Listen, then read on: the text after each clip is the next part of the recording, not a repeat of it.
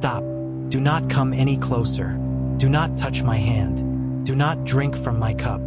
If you touch me, you become unclean. You become cursed. They call me master to my face, but they spit on my shadow when I turn my back. I am the most necessary man in this city, and the most hated.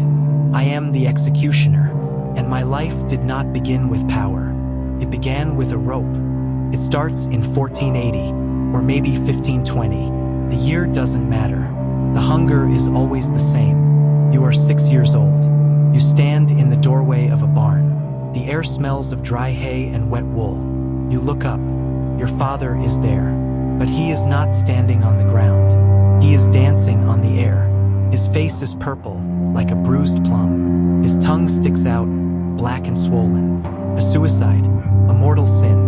The priest refuses to bury him in the churchyard.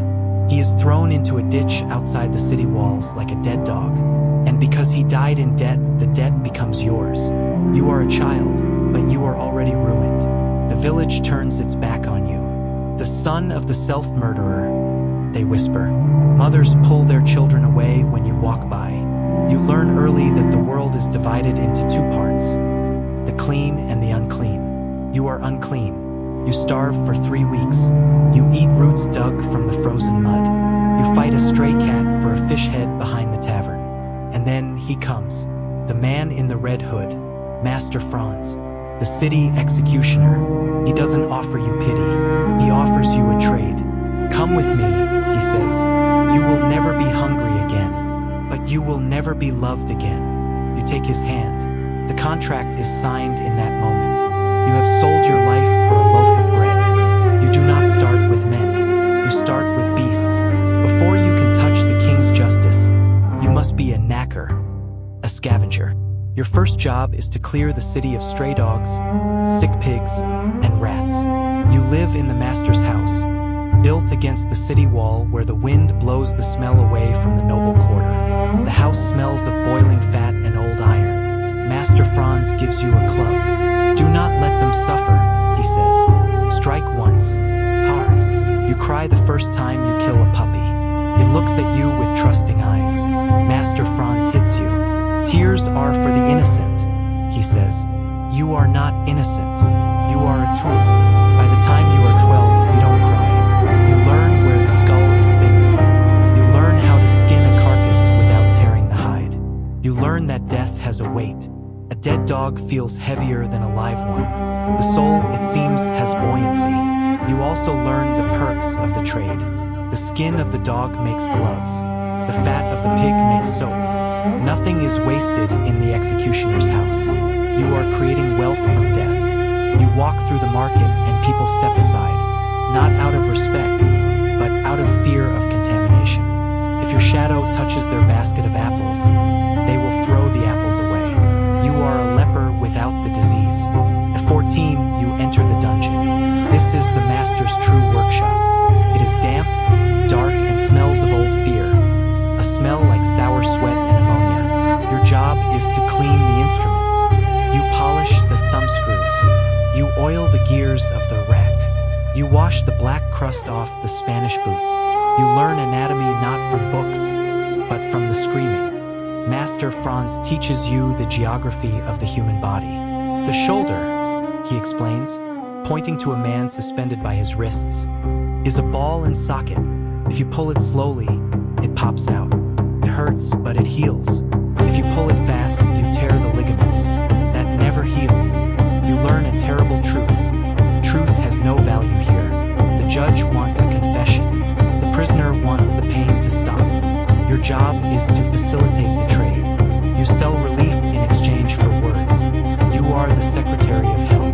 But there is a secret side to your life. One the history books will forget. You are also a doctor. Who knows the human body better than the man who takes it apart? When a wealthy merchant breaks his leg falling from a horse, he doesn't call the university doctor. He calls you. You come to his house by the back door under the cover of night. You know exactly how to set the bone. And you sell cures.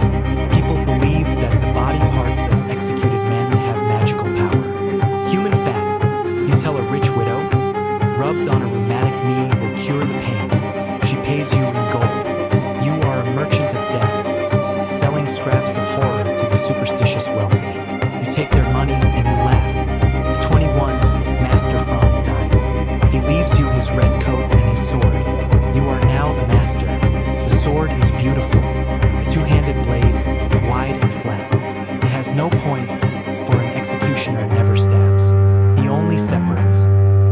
Engraved on the blade is a prayer.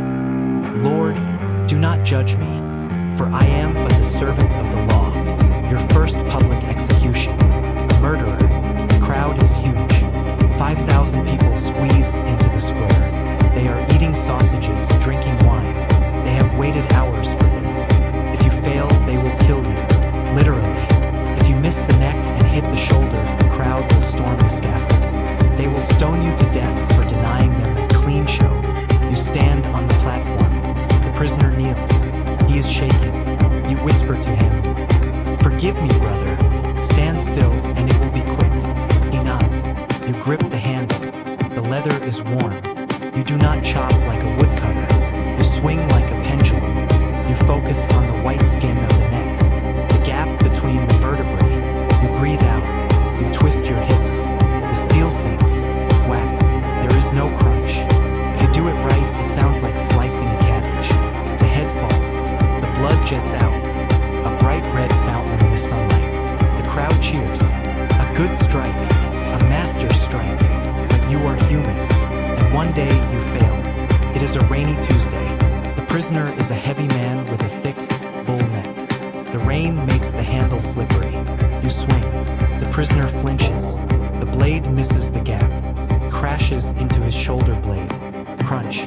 The man screams, a sound that tears the sky open. He falls over, thrashing, blood spurting from his shoulder. "You butcher!" Someone screams from the crowd. A stone hits your face, then a cabbage, then a brick. Panic. You have to finish it. The man is screaming on the floorboards. You hack at him. Once, twice, 3 times. It is messy. It is ugly. It is murder, not justice. You run. You flee the scaffold as the mob throws mud. You lock yourself in your house for 3 days. You need a wife.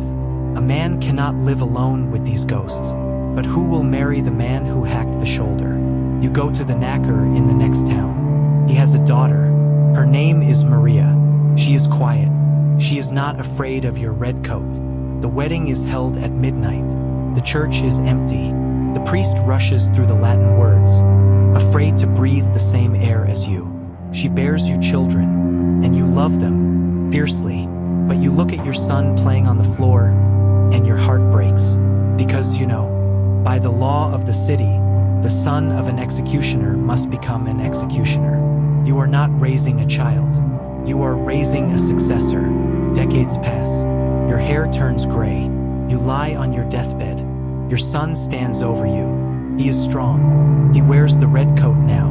He holds your hand. His hand is rough, callous. A killer's hand. "Father," he says, "are you afraid?" You think about the priest who wouldn't bury your father. You think about the boy in the ditch. You think about the botched swing in the rain. "No," you whisper, "I have sent so many souls to God. Surely one of them will put in a good word for me." You close your eyes. The city continues outside. The bells ring. The thieves steal. The judges judge. And the sword hangs on the wall, sharp and hungry, waiting for the next hand